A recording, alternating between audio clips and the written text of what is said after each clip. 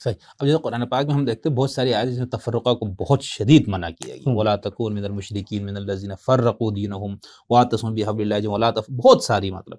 اب ان سب آیات کو ہوتے ہوئے اب جو ہمارے ہاں مختلف فرقے بن گئے اس تو اب ان فرقے والوں سے جب ہم اس طرح سے بات کرتے ہیں وہ کہتے ہیں فرقے تو ہے ہی نہیں، ہم تو مکاتب فکر ہے، تو وہ بھی تو سب اپنے بارے میں اب یہ کہنے لگے. اگر وہ یہ کہتے ہیں ہم مکاتب فکر ہیں تو پھر ان کو علمی رویہ اپنانا پڑے گا، دوسرے لوگوں کو اسپیس دینی پڑے گی. پھر وہ تقویت الایمان نہیں لکھ سکتے. پھر وہ یہ نہیں کہہ سکتے کہ مثال کے طور پہ رسالت مآب صلی اللہ علیہ وسلم کے بارے میں نے ایک منہاج عقیدت دریافت کر لیا ہے، اس منہاج عقیدت پہ اگر کوئی نہیں کھڑا ہوا تو وہ سب کے سب گستاخان رسول ہیں.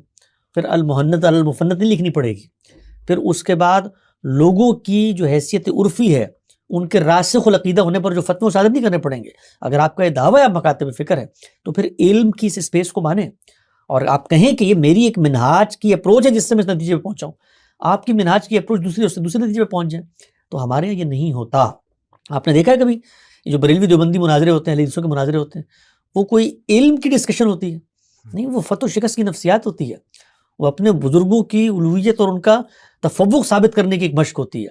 تو یہ بالکل غلط بات ہے کہ یہ جو ہمارے ہاں مسالک بن چکے ہیں اور فرقے بن چکے ہیں، مکتبہ فکر ان کے اصول میں موجود تھا کہیں نہ کہیں. اچھا مثلا آپ دیکھیں یہ حنفی ہیں یا شافعی ہیں یا مثال کے طور پہ تصوف کو بھی ہم کہیں، اگرچہ وہ بڑے معصوم لوگ ہوتے ہیں، لوگوں کو فتوی نہیں لگاتے، ٹائم بھی نہیں ملتا ہے اس کا، اپنی مراقبوں میں گم ہوتے ہیں تو لیکن یہ ہے مکاتب فکر، منہاج، صحیح سلفی منہاج.